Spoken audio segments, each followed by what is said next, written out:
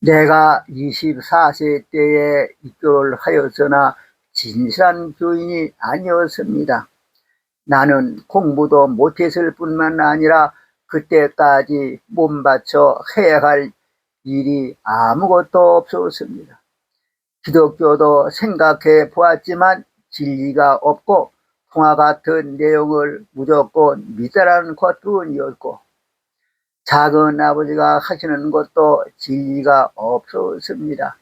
만일 철학이나 물리학, 의학 등 학문의 어느 한 분야라든가 직장에서라도 내가 몸바쳐 할 수 있는 것이 있었다면 자세히 알지도 못하는 천도교를 내 것으로 삼지 않았을 것입니다.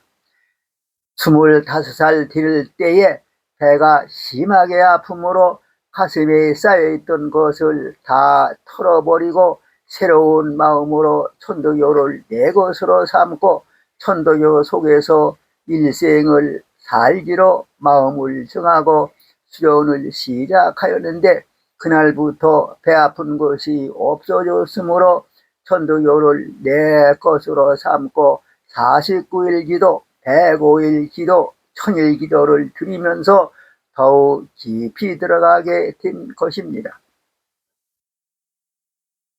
어렸을 때부터 좋지 않은 환경 속에서 고난을 겪으면서 살았으므로 이 세상이 크게 잘못되었다는 것을 알았으나 고칠 수 있는 방법이 없었습니다. 또한 내 힘으로는 할 수도 없는 것이었습니다.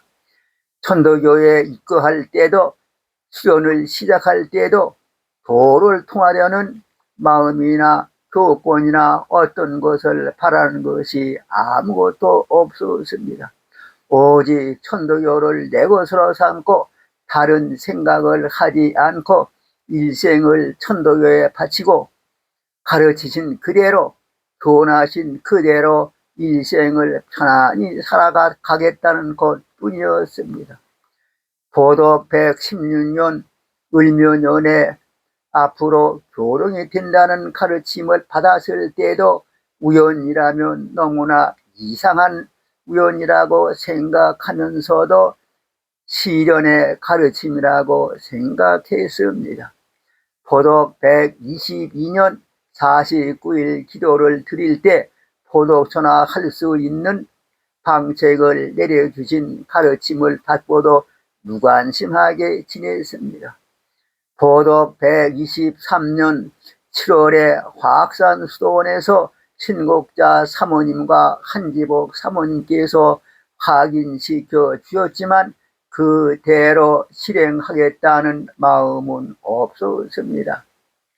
보도 127년 12월에 담속 수술을 받았고, 다음에 보도 128년 5월에 위 수술을 받게 되었고, 소변 불통까지 된 뒤에야 하느님의 뜻을 받들지 않을 수가 없다는 것을 깨닫고 하느님의 뜻을 받들기로 마음을 정하고 하느님과 굳게 약속을 했습니다. 이때부터 내가 사는 목표를 하느님의 뜻을 받들어 모든 일을 하느님의 뜻대로 이루는 것으로 정하였습니다. 퇴원한 후로부터 다시 원고를 쓰기 시작하고 경전회의 원고를 다시 쓰기 시작하여 컴퓨터를 구입하여 입력까지 해 놓았습니다. 그러나 출판하려는 것은 생각도 하지 않았습니다. 보도 140년 어느 시일날 인천교구 교구장님이신 우암 한상우님께서 시흥교구에 설교차러 오셨다가 내가 쓴 원고를 보시고 출판비는 자기가 부담하겠으니 출판하자고 하셨습니다.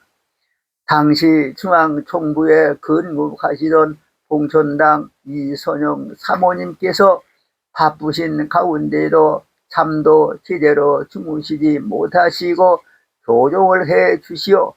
보도 141년 4월 5일에 통정대전과 용담유사회의를 출판하였고 8월 14일 제1기념일에 해월신사법설회의를 12월 24일 이일기념일에 의암성사법설회의를 출판했고 포독 142년 1월 18일 도일기념을 기하여 신원회의까지 출판했습니다.